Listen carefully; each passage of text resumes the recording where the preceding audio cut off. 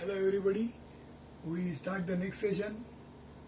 Today we are going to learn the different mechanical properties of materials. Last time we saw how the materials are behaving when certain alloying elements are added.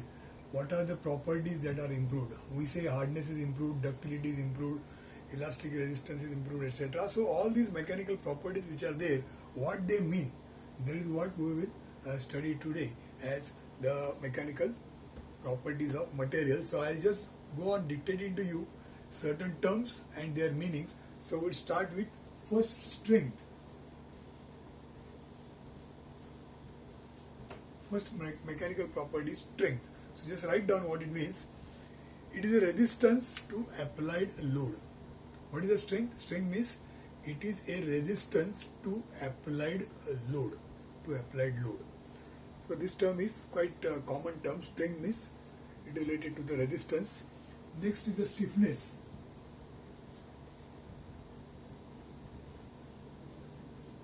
Stiffness. Now what is stiffness? Write down. It is a resistance to deformation under load. Stiffness means resistance to deformation. Resistance to deformation under load. That means when there is a load acting on the component and the component has got a tendency to deform. So to what extent it can resist the deformation, that is measured by the parameter that is the stiffness. Elasticity is the next.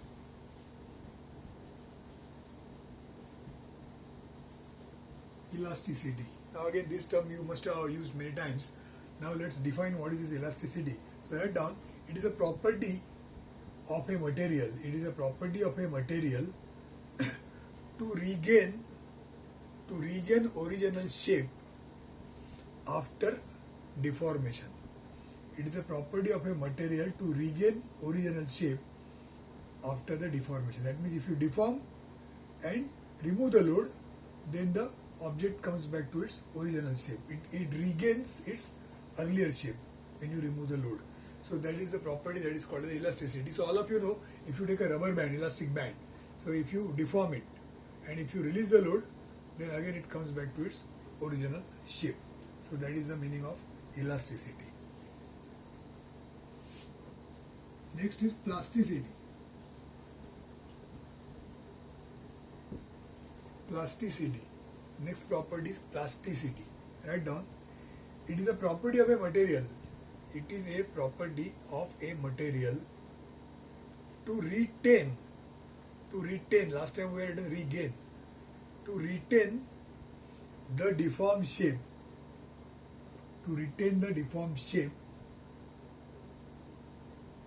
Even after removal of load. To retain the deformed shape even after removal of load.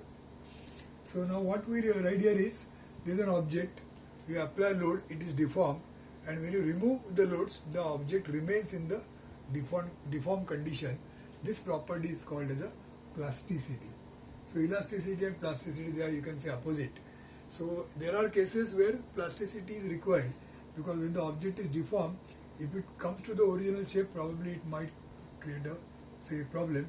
So the deformed shape is written like this. In the process, the shock, whatever load or whatever impact you have created, that is absorbed when the object is deformed. Like one simple example is, you take suppose say vehicle body, a car body. If you see, now this car body is made up of some such material which is having a good property of plasticity. So therefore, if you see any accident, when the dash takes place, when the impact takes place, the car body gets damaged, it gets compressed, crushed. Okay, but then the people inside, they are, because the shock is absorbed by the outside structure, many a times if the impact is not very high, the people are saved. Suppose it is elastic body, then what will happen? If it after the impact, the body will try to take this original shape and the car will bounce back. So that is something which is not allowed, or it will create a lot of problems. Therefore, the deformation is retained and the shock gets absorbed. So one such example is plasticity. Next is ductility.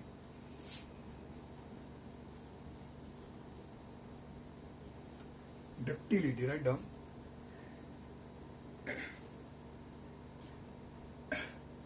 it is a drawability. It is a drawability of material, drawability of material in the form of wires. In the form of wires.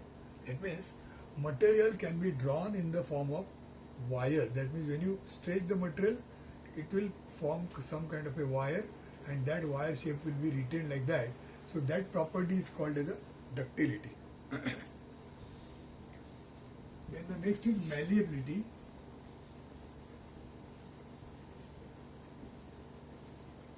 Malleability. A material, it is a property of a material which can be rolled into thin sheets, by rolling or hammering action. So again, this probably you must have learned somewhere in your, say, manufacturing processes, that the metals, some metals, when you are passing them through the rollers, then it is getting thinner and thinner. So it is called as a malleability of that material. So you can roll them into thin sheets. That is a malleability. Toughness.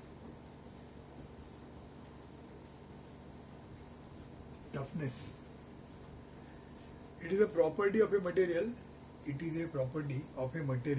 To resist fracture due to impact load. Now impact load is something which is having, we are going to learn that later on. Impact load is something where the load is suddenly very high. So on this object, suppose I am doing like this.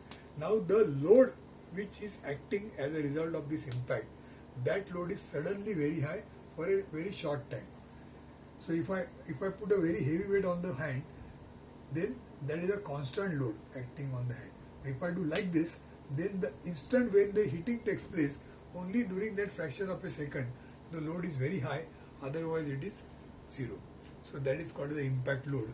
So what it says is, at the time of impact load, the material, if it is not getting fractured, then that kind of property is called as a toughness of that material. Brittleness is the next.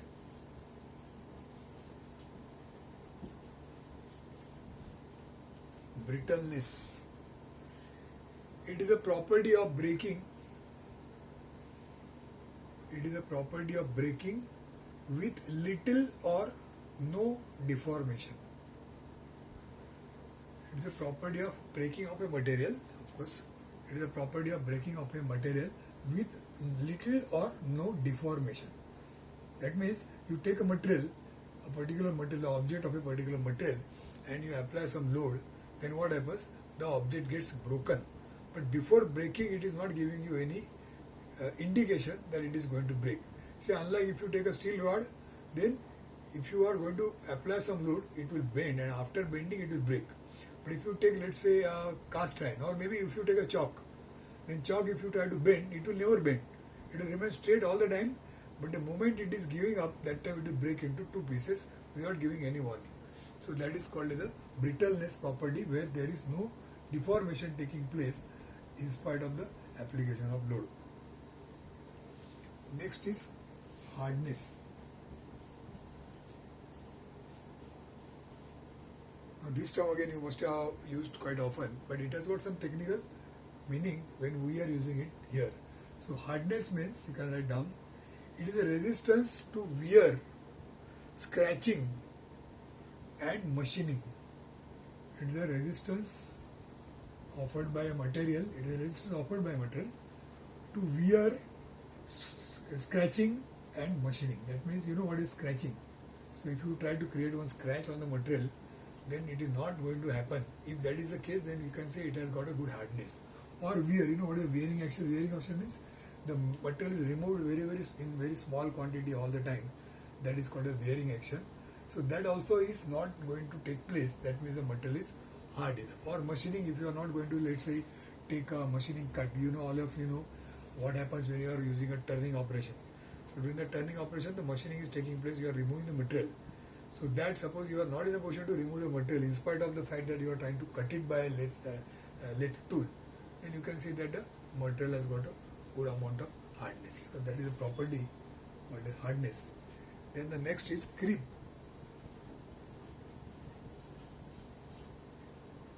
A property called as creep, what it is. So write down, it is a property of a material, it is a property of a material to undergo deformation with time. To undergo deformation with time. So what it means is, there is a material, okay, it is being applied by some load, and when you apply the load, at that time there is no deformation. But as the time passes, as long time passes, this time is not few minutes or seconds, in years. So after certain number of years when they pass, for the same load, for the same material, everything remaining same, still you will see that the material is deformed. So this kind of deformation, if it takes place as a function of time, then it is called a creep. Maybe you must have seen, let's say in old days, of course, probably you may or may not have seen, in libraries if you go, then there were shelves, wooden shelves or maybe steel shelves, and they are bent like this. Now they were never bent on the first day. As the time passes and the load continues to be there, some kind of a property change takes place inside a material, and it starts giving up and starts deforming, which is not there initially. So there is a creep that is called as a type of a material property. So we have listed some of the material properties and the terms which we use quite often. What is the meaning of that particular term? That is what we have today discussed in brief. Now let's move on to the next topic, that is different manufacturing processes.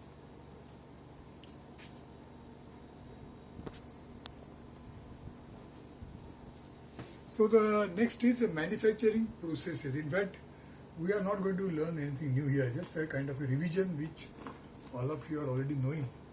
What are the different types of manufacturing processes? You must have come across them during your some other topics when you have learned, like say production process, manufacturing processes, and so on.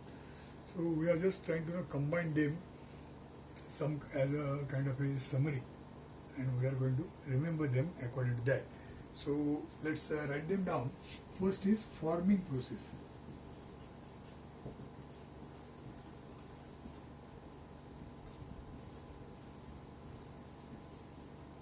So under forming process you can write down, the final shape is obtained by, the final shape, what is the forming process? The final shape is obtained by non-cutting methods. The final shape is obtained without cutting the metals, without cutting the material. So the examples are casting, maybe drawing, forming, forging, rolling, forming, then drawing, extrusion,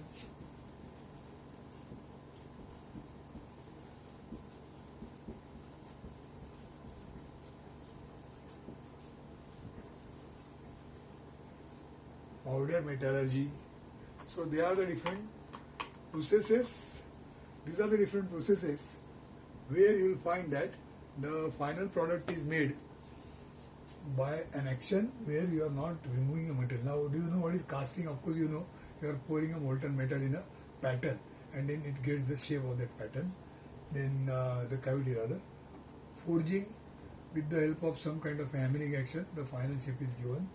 Rolling, now as you know, rolling means between the two rollers, the material is passed so that its thickness changes. In all these procedures you must have seen earlier. Forming, as per the shape, forming action takes place. Drawing in the form of wires, again the material is passed through a die so that the drawing action takes place. Then even in case of presses, the drawing action, we can see extrusion, like a you can say like a toothpaste, something like a toothpaste. That kind of action also is there, but of course toothpaste is just a toothpaste. But similarly, the material can be extruded in certain form, in certain shapes. And then powder metallurgy, where the powder is under process, it is treated and it gets the desired shape. So they are the forming processes.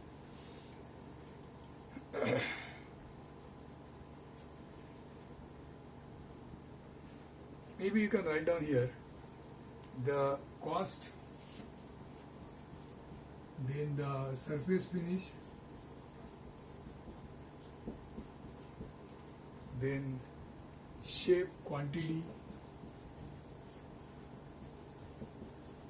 Now these are the parameters which are to be thought over when you are deciding this process, because cost could be a factor. It may be less, more. Surface finish, you will get a kind of surface finish, probably in some cases good, some cases not good. Shape, you can get certain shapes, you may not be able to get certain shapes. And quantity, you can prepare say less quantities, maybe more quantities depending on the action. So they are the factors which are to be thought of. Then the next is, this was A, then the next is metal cutting action. So forming process, then the metal cutting process. So here you are getting the final shape by way of cutting the material. So again, as you know, you can write down maybe material is removed. The material is removed by shearing action using cutting tools. Here the material is removed by shearing action using cutting tools. So if you remember, let's say turning machine. So what does the turning machine do? You are using a cutter, and that cutter is removing the or peeling off the material by way of shear action, shear force action. Say even in shaper, even in drilling machine. So there are all the cases where the material is removed by shearing action. So I'll write here turning examples, maybe boring, shaping, drilling, pressing, threading, means thread cutting. So many methods are there, you can write them down. If anything is left, milling, planing, grinding.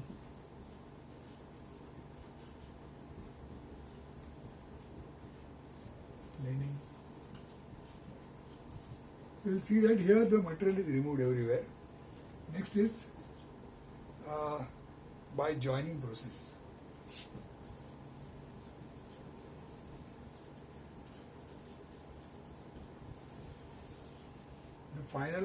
The final object, the final component is made neither by forming nor by machining but by joining process. So which are the joining processes we use? We are using riveting, welding, brazing, soldering, etc. So these are the processes, maybe even nut bolting.